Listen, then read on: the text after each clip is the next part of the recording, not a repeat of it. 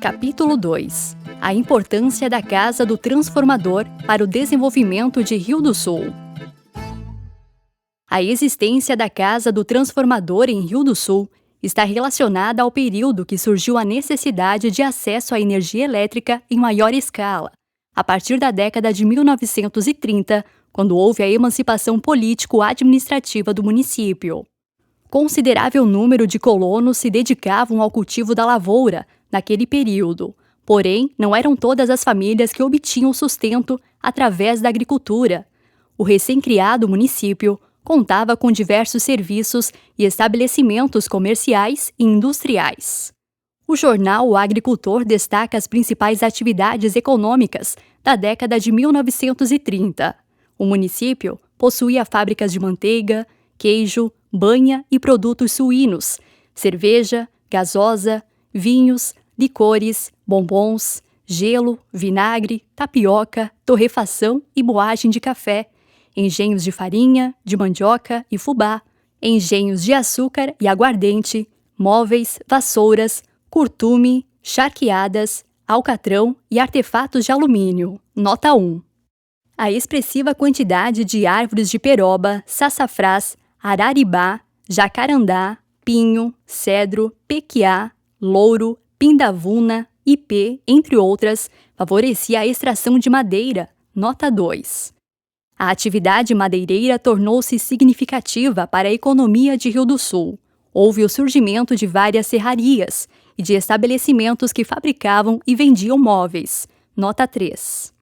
Passaram a ser desenvolvidas atividades em diferentes segmentos. Este novo cenário ocasionou a necessidade de maior disponibilização de acesso à energia elétrica, algo que não era primordial nos primeiros anos do processo de colonização.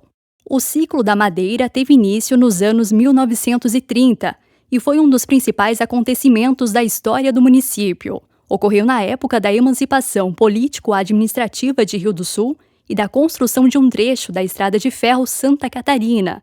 Este processo alterou a forma de viver das pessoas, desencadeou mudanças nas relações econômicas e nas perspectivas de obtenção de renda.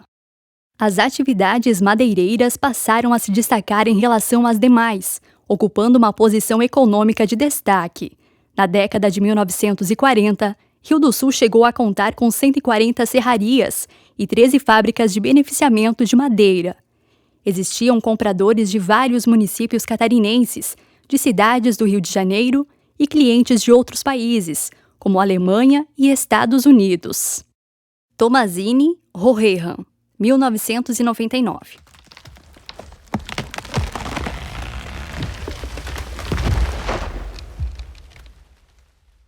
Para realizar a exportação da madeira e produtos derivados, os estabelecimentos enviavam a produção através da ferrovia para o porto de Itajaí. Com o intuito de facilitar essa logística, considerável parcela dos empreendimentos do ramo madeireiro situava-se na sede do município, devido à proximidade com o leito ferroviário. Nota 4.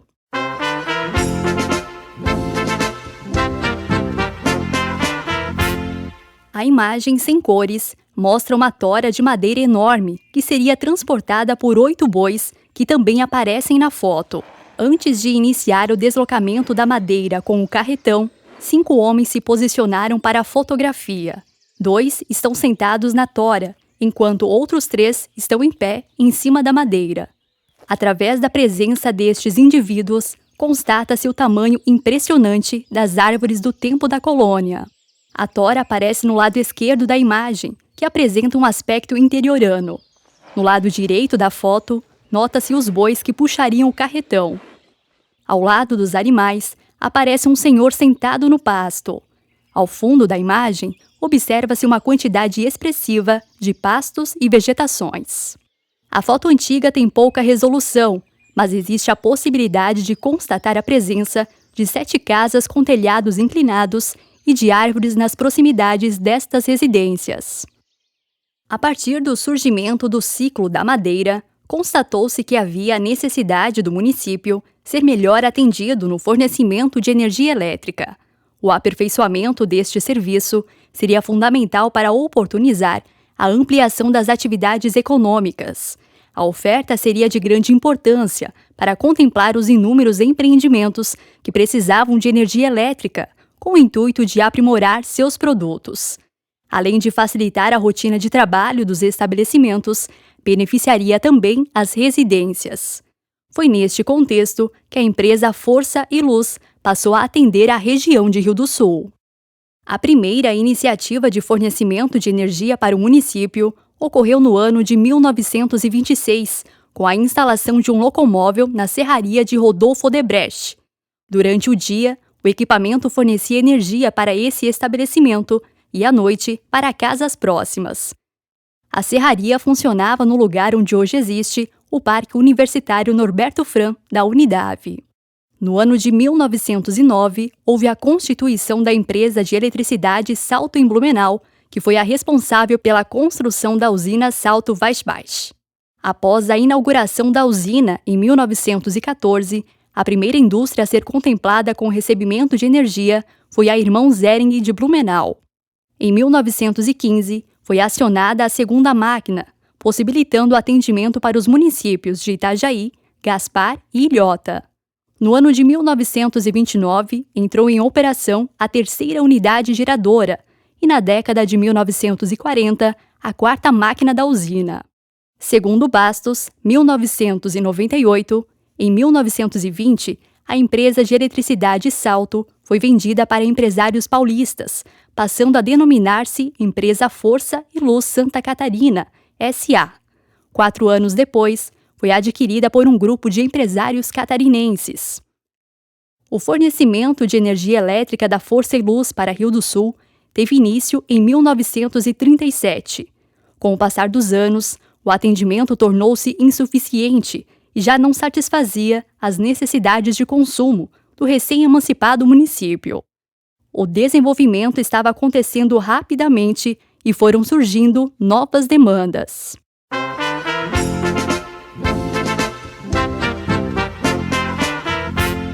A foto sem cores apresenta em primeiro plano a travessia do rio, realizada pelo gado. São mais de 20 bois nadando para conseguir atravessar o rio. É possível ver apenas a cabeça dos animais fora da água.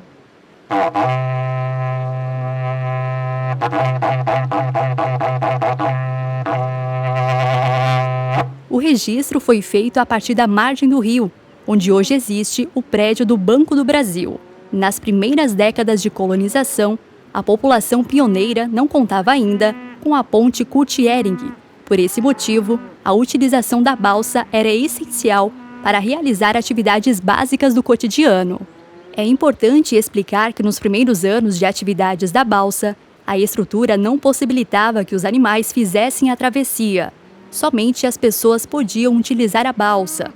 Aos fundos da foto, aparece a balsa na outra margem do rio.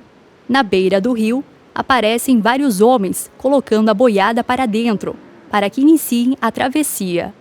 A quantidade de animais que aparecem nessa foto ilustra o tamanho das boiadas que eram levadas pelos tropeiros. Existe uma quantidade incrível de mata nas margens do rio, além de uma estrada de barro elevada em um terreno acidentado. No lado direito da imagem, é possível identificar o local onde algumas décadas depois seria construída a Casa do Transformador. A necessidade da Casa do Transformador. No ano de 1946, foi construída a Casa do Transformador, com a finalidade de abrigar o transformador da empresa Força e Luz. A estrutura seria responsável em fornecer maior quantidade de energia elétrica para o município de Rio do Sul. Desde o início das atividades, o imóvel foi idealizado para atender a demanda de ampliação do fornecimento de energia, devido ao aumento do número de serrarias e de pequenas indústrias na região. A Casa do Transformador foi construída próxima do Encontro dos Rios. Este local possui importância simbólica para a história do Alto Vale do Itajaí, devido ao encontro dos rios Itajaí do Sul e Itajaí do Oeste, que formam o rio Itajaí-Açu. Situada na rua Basílio Correia de Negredo, a edificação está localizada ao lado da cabeceira da ponte Kurt-Ehring. Segundo a historiadora Kátia Dagnoni, 2000, a Casa do Transformador está representada como exemplo de um momento histórico que reflete a organização social, política e econômica da sociedade. Trata-se do marco inicial da energia elétrica em Rio do Sul, um símbolo da vida cultural da cidade. A edificação foi construída para abrigar o transformador e o capacitor, responsável em gerir a energia fornecida para Rio do Sul e localidades. Por esta ser a principal atividade de uso da edificação, o local ficou conhecido popularmente como Casa do Transformador. Arlindo Sumariva iniciou ainda na época da Força e Luz e trabalhou por mais de 30 anos na Celesc. Esclarece que, apesar do imóvel ser chamado como Casa do Transformador, neste local o equipamento de maior importância era o capacitor. Sumariva comenta que até existia um transformador pequeno de 30 kVA, mas com pouca capacidade, apenas para abastecer o próprio prédio. Afirma que era o capacitor que segurava a energia e não o transformador. Nota 5. Devido ao fato da energia chegar fraca em Rio do Sul, o capacitor reanimava a energia com a função de mantê-la para que não caísse. Sumariva explica que este equipamento apresentava grandes proporções, com 2,80 metros de altura e cerca de 3 metros de largura. Custava muito caro naquela época, pois era formado por diversas caixinhas com chave e óleo e em cada espaço destes havia um fusível. Nota 6. Sumariva menciona que os pequenos capacitores, colocados um do lado do outro, formavam um grande capacitor, com mais de 20 estruturas semelhantes que permaneciam sempre em funcionamento. Quando ocorria algum imprevisto que ocasionasse a queda da energia elétrica, havia a necessidade de um plantonista religar o equipamento. O capacitor foi importado e sua estrutura apresentava ótima qualidade. Nos últimos momentos de funcionamento da Casa do Transformador, o equipamento ainda estava em boas condições, sem marcas de enferrujamento. Nota 7. A energia que chegava até a Casa do Transformador era retransmitida através das longas redes para outros distritos de Rio do Sul, como Taió e Trombudo Central. Havia bastante consumo, mas a rede era fraca. O capacitor possuía a finalidade de reforçá-la para não baixar muito a voltagem. Nota 8. Álvaro Nascimento trabalhou na Força e Luz e na Celesc, de 1954 a 1980. Também comenta detalhes sobre o dia a dia de funcionamento da Casa do Transformador. A força entrava por trás dela e vinha para o capacitor, que segurava a tensão. Por questões de interesses econômicos, Blumenau liberava uma parcela menor de energia para a região de Rio do Sul, em comparação com a quantidade que era consumida naquele município. Nota 9. Em razão desta particularidade, a Força e Luz instalou outros capacitores no município, com capacidade menor em comparação à estrutura existente na Casa do Transformador. Havia ainda inúmeros transformadores, colocados em diversos lugares da cidade. Os equipamentos da área central geralmente eram de 150 ou 200 kVA, para atender à demanda de consumo em crescimento. Nota 10. Segundo a arquiteta Angelina Wittmann, a edificação foi construída especificamente para abrigar o capacitor da Força e Luz. Seguiu a mesma linha arquitetônica da sede da usina do Salto, variando somente o tamanho da construção e o telhado desprovido de planos inclinados. A estrutura é autoportante, com paredes estruturais a partir do assentamento de tijolos maciços. Nota 11. De acordo com o arquiteto Frank Dieter Schulze, em razão da finalidade para a qual foi construída, a edificação representou um referencial urbano para a área central de Rio do Sul. Na parte superior do imóvel, em um dos lados, não foi colocada janela, por causa da questão dos cabos e da finalidade de funcionamento. Nota 12. O prédio foi edificado com harmonia das esquadrias e tamanho dos acabamentos, para manter a proporcionalidade.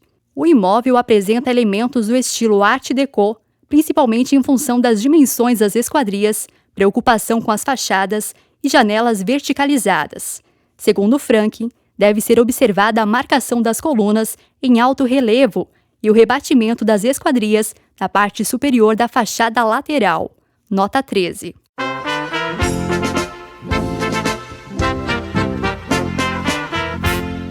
A imagem sem cores apresenta aspectos do centro de Rio do Sul. na década de 1930, a partir de registro da ponte Kurt-Ehring. É possível observar no primeiro plano da foto que a ponte ainda estava com obras em uma das cabeceiras, no local onde hoje existe o acesso à rua Basílio Correia de Negredo. Na parte esquerda da foto, observa-se um terreno situado nas margens do rio, onde algum tempo depois seria construída a Casa do Transformador. Nota-se que a estrada não contava ainda com pavimentação. Outro detalhe curioso relaciona-se ao tamanho da ponte, considerando-se que era estreita em comparação à estrutura que foi construída alguns anos depois no mesmo local. Também existe a possibilidade de constatar o crescimento de Rio do Sul através de dezenas de edificações construídas na outra margem do rio. Observa-se no lado direito a edificação do Ponto Chique e outras construções históricas em alvenaria do começo da Rua 15 de Novembro. Ao fundo da imagem, no lado direito, avista-se a antiga igreja matriz do centro de Rio do Sul, que existiu anteriormente à construção da catedral.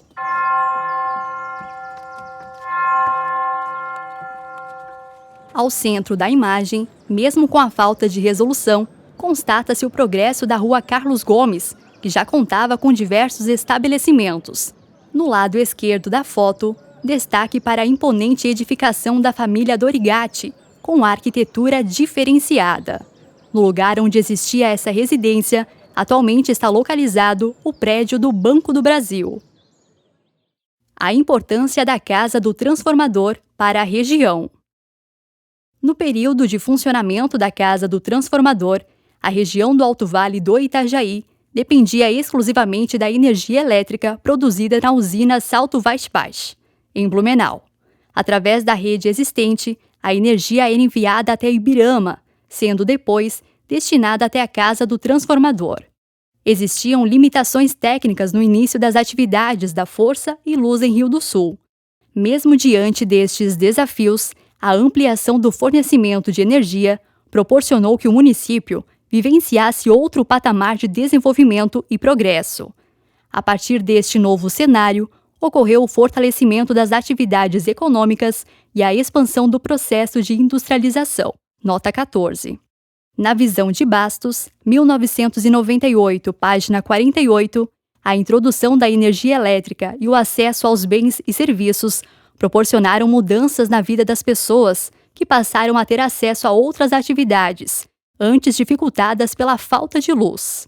Além das residências familiares, dezenas de serrarias, fecularias e empresas de Rio do Sul e região dependiam da energia elétrica para desenvolver suas atividades.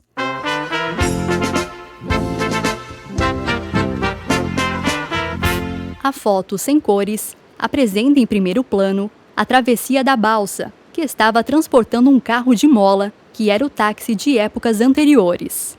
Ao fundo da imagem, em toda a lateral direita da foto, observa-se a estrutura da madeireira, que funcionava próxima do encontro dos rios, no espaço que hoje pertence à Unidade, no centro de Rio do Sul. Chama a atenção o enorme galpão, onde funcionaram diversos empreendimentos do ramo madeireiro. É possível observar dezenas de janelas na lateral desta grandiosa estrutura, situada bem próxima da margem do rio. Também nota-se a vegetação ribeirinha e que existem algumas canoas na margem do rio. Esta estrutura, localizada próxima da Casa do Transformador, foi utilizada durante várias décadas para atividades de serrarias. Antes da chegada do trem em Rio do Sul, as madeiras eram amarradas em forma de jangada. Através da correnteza do rio, eram enviadas para Blumenau e demais cidades do Vale do Itajaí, sendo essa uma forma rudimentar de transporte das madeiras no passado. Segundo Tomazini e Rohehan, 1999, página 166, na década de 1950, Rio do Sul era o quinto município mais populoso do estado de Santa Catarina, apesar da maioria da população viver nas áreas rurais. A Casa do Transformador aprimorou o fornecimento de energia elétrica e proporcionou novas possibilidades e perspectivas para esta população. Além de facilitar as rotinas de trabalho nas indústrias e estabelecimentos comerciais de Rio do Sul, o fornecimento de energia elétrica possibilitou o advento de algumas melhorias, consideradas como modernidades para a década de 1950. Uma das inovações trazidas pelo aperfeiçoamento do fornecimento de energia elétrica foi a colocação de luminosos em estabelecimentos comerciais do centro. A mudança foi considerada como sinônimo de progresso, dinamismo e modernização. Nota 15. A novidade foi amplamente divulgada e enfatizada pelos jornais locais. A edição de 6 de setembro de 1956 do jornal Últimas Notícias apresentava a seguinte manchete: Rio do Sul moderniza-se com a colocação de luminosos. Nossa cidade vem tomando um aspecto mais bonito e moderno com a instalação de anúncios luminosos por várias firmas comerciais que funcionam nesta praça. A vista noturna do centro atualmente já é algo que chama a atenção de todos, pois há um conjunto de cores embelezando o frontispício dos prédios. Quem já teve a oportunidade de apreciar uma vista noturna de Rio do Sul, mais do alto, bem pode constatar a beleza desta inovação que tomou conta da cidade. Merecem menção especial as firmas comerciais que tiveram a feliz ideia desta iniciativa, colaborando assim para o embelezamento de nossa cidade. Vai assim Rio do Sul, pouco a pouco se modernizando. O seu progresso é incontestável, é um atestado de um futuro grandioso que lhe é reservado. Nota 16.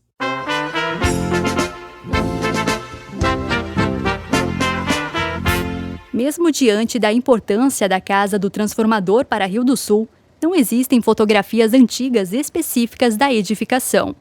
Além da falta de registro da estrutura dos capacitores, também não há imagens da fachada deste prédio. Apenas é possível constatar a existência da Casa do Transformador em fotos que mostram aspectos da área central. A imagem sem cores demonstra a região onde existe hoje a Praça Nereu Ramos. No lado direito, observa-se o antigo prédio, onde funcionou posteriormente o Banco Bamerindos. Mais adiante, existe a imponente residência da família Dorigatti, um imóvel com 2 pavimentos, inúmeras janelas, detalhes arquitetônicos e acabamentos que diferenciavam a edificação das demais construções do centro de Rio do Sul. Ao centro da imagem, aparecem automóveis e algumas pessoas caminhando na rua Carlos Gomes, ainda sem pavimentação. No fundo da fotografia, após a ponte Curtiering, é possível notar o segundo pavimento da Casa do Transformador. Mesmo diante da distância, constata-se que a estrutura sofreu poucas alterações em comparação com o período de funcionamento como Casa do Transformador da Força e Luz. O trabalho dos funcionários na Casa do Transformador. Desde o início de seu funcionamento, a Casa do Transformador teve a finalidade de contemplar as atividades da empresa Força e Luz, além de disponibilizar o espaço para o equipamento que garantia a estabilidade do fornecimento de energia para Rio do Sul. Também eram realizados plantões neste local. Durante o horário comercial, os funcionários externos da Força e Luz realizavam o expediente das 7h30 ao meio-dia. Atendiam às demandas de trabalho que surgiam no escritório administrativo. Ao meio-dia, retornavam para casa e às 17h30 voltavam para a empresa, se deslocavam diretamente para a Casa do Transformador. O objetivo do plantão era atender às necessidades dos consumidores, conforme os problemas que fossem surgindo. Prosseguiam no expediente até às 22 horas. Caso ocorressem chamadas após este horário, o motorista da Força e Luz, Ingo Ribeiro, buscava os plantonistas em casa para fazer os respectivos atendimentos. Nota 17. Nos primeiros anos de atividades, os plantões eram realizados pelos eletricistas Álvaro Nascimento, Alberto Berlin e Evêncio Rota. O chefe destes plantonistas era Jorge Tidel, que contava com um aparelho telefônico em seu escritório para atender os consumidores e ouvir as possíveis reclamações. Da mesma forma, existia outro telefone na Casa do Transformador, com a finalidade de atendimento aos consumidores que necessitavam 2 serviços. Os eletricistas precisavam atender no plantão os clientes das casas, que ficavam sem energia, por causa de trovoadas que ocasionavam a queima da chave de segurança. Nota 18. Devido à instabilidade da rede, Quando ameaçava trovoada, os plantonistas já sabiam que teriam problemas. Durante as intempéries climáticas, as duas chaves óleo, localizadas da Barra do Trombudo, ficavam desarmadas. Um funcionário precisava se deslocar até esta localidade para ligar novamente o equipamento. Os deslocamentos eram feitos de bicicleta, precisavam pendurar o ferro e o cinturão no guidão. Álvaro Nascimento recorda que quando começava a anoitecer, precisavam passar rua por rua do município para acender a iluminação pública. Não contavam com veículos motorizados e precisavam fazer estes deslocamentos de bicicleta.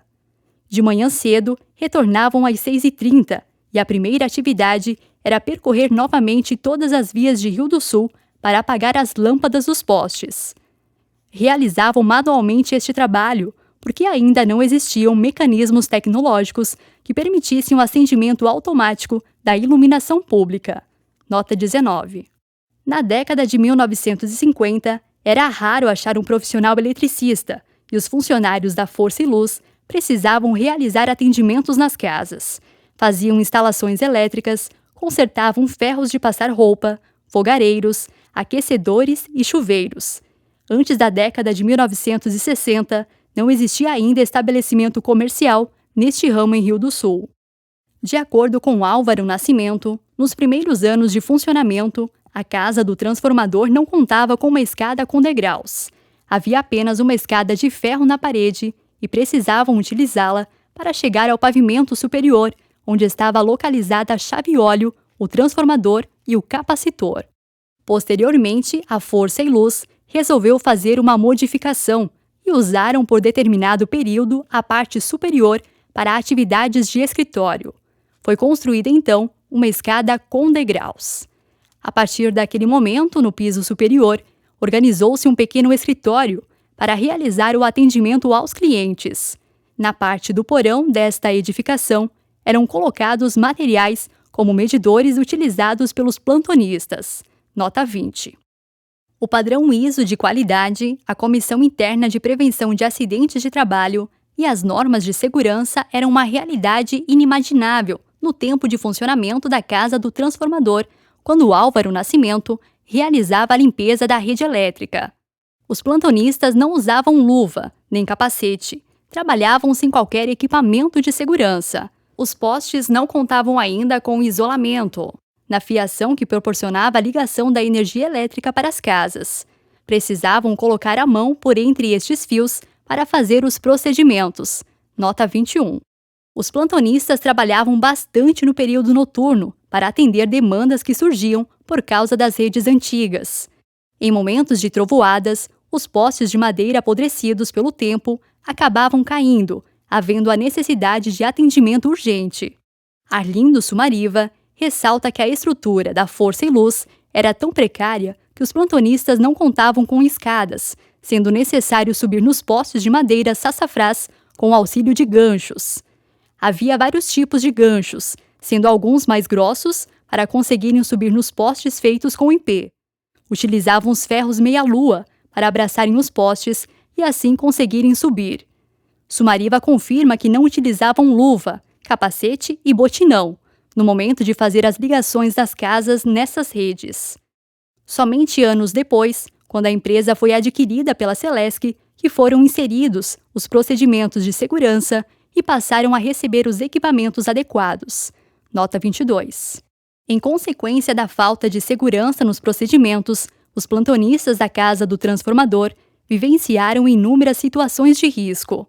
A manutenção dos transformadores representava um grande perigo para os funcionários da Força e Luz, porque não contavam com um caminhão Munk. Precisavam passar uma corrente no meio dos fios, entre a cruzeta, para então colocar uma talha e puxar o transformador para cima. Corriam um risco por trabalharem perto da alta tensão, enfrentando uma situação vulnerável. Em determinada ocasião, Alberto Berlin estava de plantão e foi trocar um fusível queimado em um transformador situado entre a Rua São João e a Alameda Bela Aliança, para possibilitar o retorno da energia nesta região. Subiu no poste e abriu o transformador para efetuar a troca de fusível. Antes de conseguir abrir a chave de alta tensão, levou um terrível choque. no momento em que colocou a mão no fusível. Após ser atingido por uma descarga elétrica de 13.800 volts, caiu encolhido no chão e no local da queda ficou a marca dos joelhos no barro. Nota 23.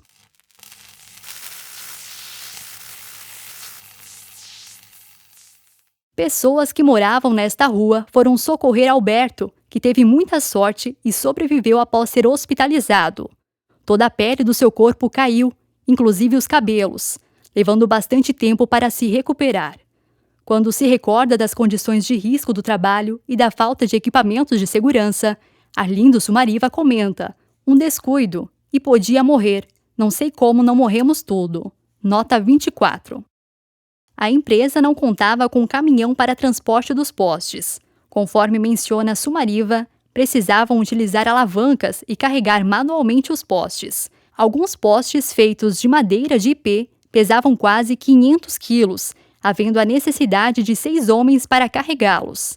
Após realizar a árdua tarefa de carregar o poste até o local em que devia ser instalado, os homens precisavam vencer o desafio de erguer o peso. Para realizar este trabalho, usavam 3 tipos de forcas, de tamanhos diferentes, que eram colocadas uma de cada vez para ir erguendo o poste aos poucos. Nota 25. Além dos funcionários Álvaro Nascimento, Arlindo Sumariva e Alberto Berlin, trabalhavam na equipe de eletricistas da Força e Luz entre as décadas de 1940 e 1960, os senhores João Batista Francisco, Manuel Marcelino, Aristides Stringari e José Felisbino. O escritório administrativo da empresa era coordenado por Arno Kästner. Trabalhavam nesta estrutura os funcionários Gustavo Krieger, Alfredo Becker, Quirino Pedro Thyssen, Lede Alcântara, Wilhelm Ferman, Arlito Saulo Heckmann, Siegfried Kroschmann e João Nering. Apesar de existir uma equipe de profissionais em Rio do Sul, precisavam seguir as ordens enviadas pela chefia de Blumenau, onde trabalhavam os engenheiros responsáveis pelos atendimentos na região do Vale do Itajaí. Os funcionários externos da Força e Luz se tornaram conhecidos no município, porque naquela época as faturas não eram entregues pelos correios. Os empregados precisavam percorrer rua por rua, casa por casa, para fazer a leitura de consumo do mês e cobrar a fatura anterior. Além de desenvolver esta atividade em Rio do Sul, precisavam realizar o mesmo serviço em localidades mais afastadas, como Mosquito Grande, em Agronômica. Também precisavam ir de bicicleta até Rio do Oeste. Os leituristas anotavam os números relacionados ao consumo no papel, pois não contavam ainda com equipamentos digitais para realizar o serviço. Nota 26. Paralelamente à função relevante de fornecer energia elétrica para a população, a Força e Luz era considerada como uma empresa dos pobres. A fatura era mais barata em comparação com a atualidade e precisavam juntar o valor de todas as faturas de uma rua para obter o dinheiro necessário para comprar um poste. Apesar da sala de George Tidell contar com aparelho telefônico e a casa do transformador estar equipada com telefone, a maioria das pessoas iam diretamente no escritório localizado neste prédio para solicitar os serviços dos plantonistas. Entre os anos de 1940 e 1960, pequena parcela da população possuía telefone. Os trabalhadores que estavam no plantão avisavam o chefe que realizariam algum trabalho externo. Nota 27.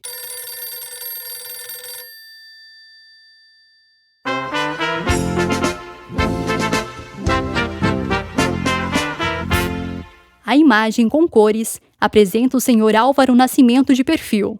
É um senhor de pele clara, usando óculos e sem barba. Utiliza um capacete amarelo da época que trabalhou na Celesc. Está vestindo uma camisa social escura e uma jaqueta azul escuro, com detalhes claros. Também utiliza uma calça jeans escura. Tragédia na casa do transformador. Em determinada época, ocorreu uma situação trágica dentro da casa do transformador, conforme recorda Sumariva. Naquela ocasião, Aristides Stringari trabalhava na Força e Luz e, durante um plantão, foi mostrar o capacitor para um amigo. Porém, chegou muito perto deste equipamento e, quando foi apontar com o dedo, sem querer, deu passagem para alta tensão e recebeu uma descarga elétrica de 24.000 volts. Após este terrível choque, morreu com o corpo queimado. Nota 28. O fato trágico foi divulgado no Jornal da Semana, através de uma nota de falecimento. Vitimado por um acidente no transformador de alta voltagem da companhia Força e Luz, faleceu nesta cidade o cidadão Aristides Strigari, zeloso funcionário daquela companhia e filho de benquista família riosulense. Nota 29. Racionamento de energia. A usina Salto Vaisbach utilizava a água do rio para gerar energia. Em momentos de pouca chuva, o rio ficava com nível baixo e a situação ocasionava o racionamento. A estrutura contava com apenas 4 máquinas para o abastecimento de diversas localidades do Vale do Itajaí. Cada uma delas já estava com destinação para o fornecimento, uma para Eletroaço Altona, de Blumenau, outra para atender os municípios de Itajaí e Brusque, uma terceira para Blumenau e a quarta para fornecer energia para a região de Rio do Sul. Nota 30. Por existir somente uma usina para o atendimento de considerável extensão territorial, qualquer imprevisto gerava problemas de grandes proporções. Em períodos de normalidade, a Força e Luz já não contava com energia suficiente para fazer o atendimento às empresas de Rio do Sul. Em tempos de pouca chuva, a situação tornava-se ainda mais complicada. À noite, os plantonistas da casa do transformador precisavam se deslocar pelas ruas da cidade e, na tentativa de amenizar o problema, deixavam um poste aceso e o outro apagado, assim sucessivamente, com o intuito de diminuir o consumo. Nota 31. Bastos, 1998, página 59. Faz uma análise referente à forma de distribuição da energia no Vale do Itajaí pela Força e Luz na década de 1950. Neste período, a empresa tinha 1.404 consumidores industriais e comerciais, que utilizavam 57% da energia distribuída, e 8.036 consumidores residenciais, que ficavam com os 43% restantes de energia. A energia era distribuída para os municípios e localidades de Blumenau, Itajaí, Brusque, Indaial, Timbó, Taió, Arroizeira, atual Rio dos Cedros, Rodeio, Ibirama, Presidente Getúlio, Lontras, Rio do Sul e Gaspar, embora em proporções diferentes. Conforme Bastos, 1998, página 59, Blumenau ficava com 44,5% da energia, Itajaí com 18,5% e Brusque com 15,2%. Os 3 municípios recebiam 88,2% da energia e os 11,8% restantes eram distribuídos entre os demais municípios do Vale do Itajaí. Apesar do desenvolvimento ocorrido em Rio do Sul, o progresso poderia ter acontecido de forma mais intensa, caso existisse um acesso maior à energia elétrica. No ano de 1949 foi inaugurada uma usina em Rio dos Cedros e em 1952 uma estrutura termoelétrica na usina de Salto Vaisbach. Ainda nos anos 1950, a Força e Luz iniciou as obras da usina Palmeiras, em Timbó. Nota 32. A empresa ampliou a distribuição para 54 localidades dos municípios que atendia. Apesar das melhorias que ocorreram, prosseguiu o cenário de favorecimento de algumas cidades, que recebiam uma quantidade muito maior de energia devido a interesses políticos e econômicos.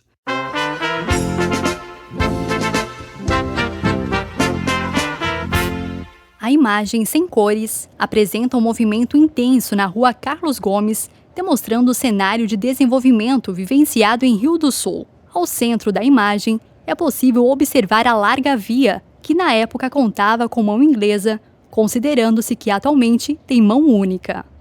Nota-se um carro de mola e um automóvel em deslocamento. No lado direito da via, estão estacionados 3 carros, enquanto no lado esquerdo aparecem estacionados 4 veículos.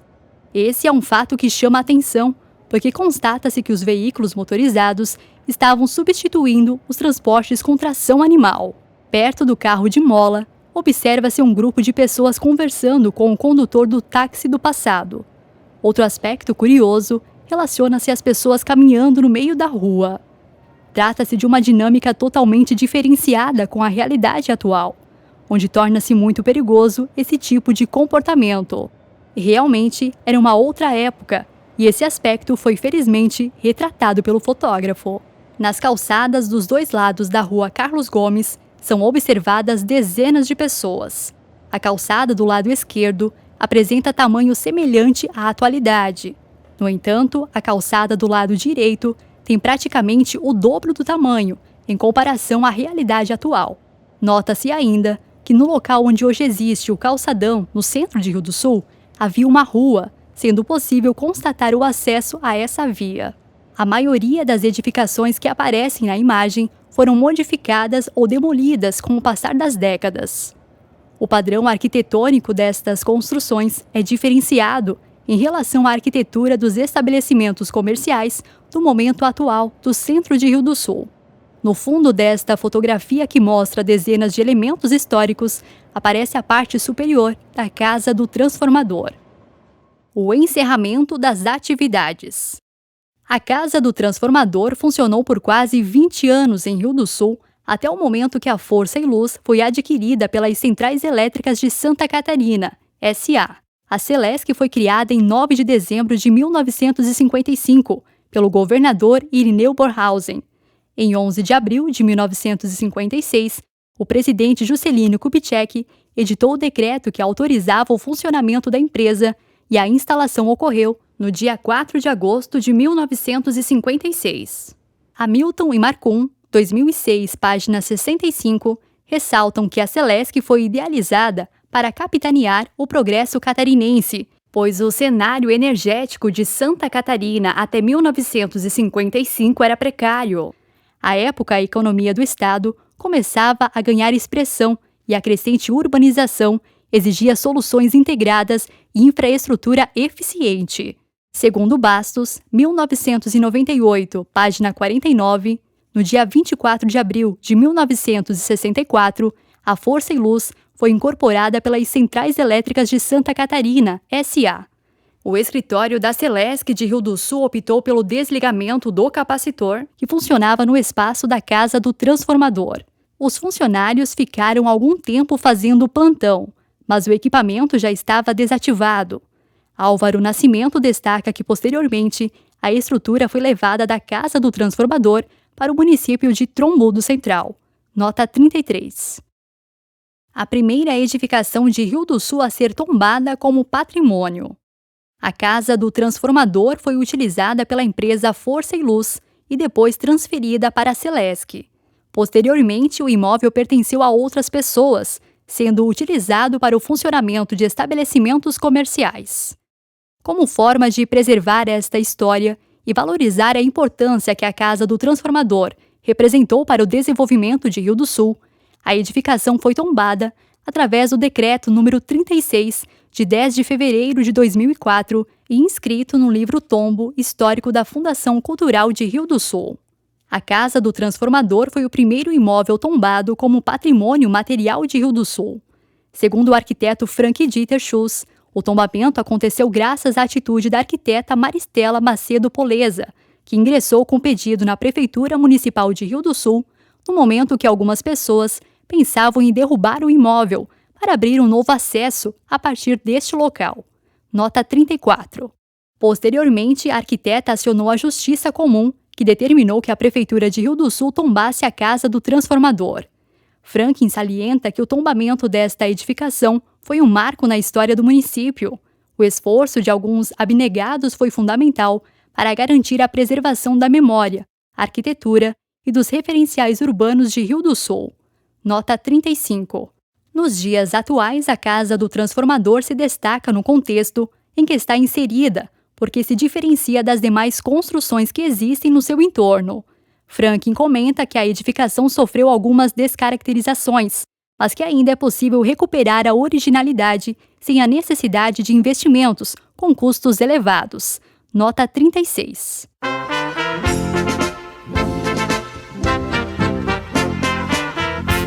A imagem com cores apresenta a edificação onde funcionou por muitos anos a Casa do Transformador. No momento que foi feito esse registro fotográfico, a edificação estava pintada com cor clara e com porta e janela pintadas na cor azul. O prédio tem 2 pavimentos, estando situado na cabeceira da ponte Curtiering. Milhares de pessoas passam diariamente na frente desta construção, mas poucas conhecem a importância histórica desta edificação. No piso térreo, é possível identificar uma porta dividida em 3 partes, com 3 vidraças grandes. No momento que foi feita a foto, não estava funcionando nenhum estabelecimento comercial na edificação, por isso a porta parece fechada. No andar superior, observa-se uma janela de madeira, pintada com a cor azul, no lado direito da edificação, enquanto o lado esquerdo não conta com janela. No lado direito da edificação está situada a ponte Kurt-Ehring, no lado esquerdo o edifício Madeiro, e atrás da construção existe o Parque Universitário Norberto Fram. Na atualidade, o local é chamado por Centro de Inovação Norberto Fram. Na lateral esquerda da edificação aparecem 2 janelas com vidraças no piso térreo, enquanto que no andar superior observam-se 2 janelas de madeira. Nota-se que o piso térreo está pintado com cor clara, havendo uma faixa pintada em azul dividindo os pavimentos. No alto do segundo piso também existe outra faixa pintada em azul. Observa-se que no momento que foi feito esse registro fotográfico, a base lateral da ponte estava pintada na cor azul, combinando coincidentemente com a pintura da casa do transformador. Nota-se ainda que o meio-fio da rua Basílio Correia de Negredo está pintado na cor amarela, sendo possível notar parte do asfalto que passa em frente à edificação. Notas do capítulo. Nota 1. Jornal O Agricultor. Informações extraídas da edição do dia 21 de julho de 1933. Nota 2. Jornal O Agricultor. Informações extraídas da edição do dia 21 de julho de 1933. Nota 3. Tomazini Daniel, Rohehan, Rafael Casanova de Lima e Silva. Atividades econômicas, In Klug João, Dirksen Valberto. Organizadores. Rio do Sul, uma história. Rio do Sul, Fundação Cultural de Rio do Sul, 1999. Nota 4. Tomazini Daniel, Rohehan, Rafael Casanova de Lima e Silva. Atividades econômicas, In Klug João, Dirksen Valberto. Organizadores. Rio do Sul, uma história. Rio do Sul, Fundação Cultural de Rio do Sul, 1999. Nota 5. Sumari Varlindo. Entrevista concedida a Jonas Felácio Júnior no dia 11 de fevereiro de 2017. Nota 6. Sumari Varlindo. Entrevista concedida a Jonas Felácio Júnior no dia 11 de fevereiro de 2017. Nota 7. Sumari Varlindo. Entrevista concedida a Jonas Felácio Júnior no dia 11 de fevereiro de 2017. Nota 8. Sumari Varlindo. Entrevista concedida a Jonas Felácio Júnior no dia 11 de fevereiro de 2017. Nota 9. Nascimento Álvaro. Entrevista concedida a Jonas Felácio Júnior no dia 5 de dezembro de 2016. Nota 10. Nascimento Álvaro. Entrevista concedida a Jonas Felácio Júnior no dia 5 de dezembro de 2016. Nota 11. Vítima Angelina. Entrevista concedida a Jonas Felácio Júnior no dia 20 de julho de 2017. Nota 12. Schuss Frank Dieter. Entrevista concedida a Jonas Felácio Júnior no dia 26 de julho de 2017. Nota 13. Schuss Frank Dieter. Entrevista concedida a Jonas Felácio Júnior no dia 26 de julho de 2017. Nota 14. Colasso Thaís Luzia Klanovics Jó. Urbanização. Em Rio do Sul, uma história. In Klug João, Dirksen Valberto. Organizadores. Rio do Sul, Fundação Cultural de Rio do Sul, 1999. Nota 15. Colasso Thaís Luzia Klanovics Jó. Urbanização. Em Rio do Sul, uma história. In Klug João, Dirksen Valberto. Organizadores. Rio do Sul, Fundação Cultural de Rio do Sul, 1999. Nota 16. Jornal Últimas Notícias. Informações extraídas da edição de 6 de setembro de 1956. Nota 17. Nascimento Álvaro. Entrevista concedida a Jonas Felácio Júnior no dia 5 de dezembro de 2016. Nota 18. Nascimento Álvaro. Entrevista concedida a Jonas Felácio Júnior no dia 5 de dezembro de 2016. Nota 19. Nascimento Álvaro. Entrevista concedida a Jonas Felácio Júnior no dia 5 de dezembro de 2016. Nota 20. Nascimento Álvaro. Entrevista concedida a Jonas Felácio Júnior no dia 5 de dezembro de 2016. Nota 21. Nascimento Álvaro. Entrevista concedida a Jonas Felácio Júnior no dia 5 de dezembro de 2016. Nota 22. Sumari Varlindo. Entrevista concedida a Jonas Felácio Júnior no dia 11 de fevereiro de 2017. Nota 23. Sumari Varlindo. Entrevista concedida a Jonas Felácio Júnior no dia 11 de fevereiro de 2017. Nota 24. Sumari Varlindo. Entrevista concedida a Jonas Felácio Júnior no dia 11 de fevereiro de 2017. Nota 25. Sumari Varlindo. Entrevista concedida a Jonas Felácio Júnior no dia 11 de fevereiro de 2017.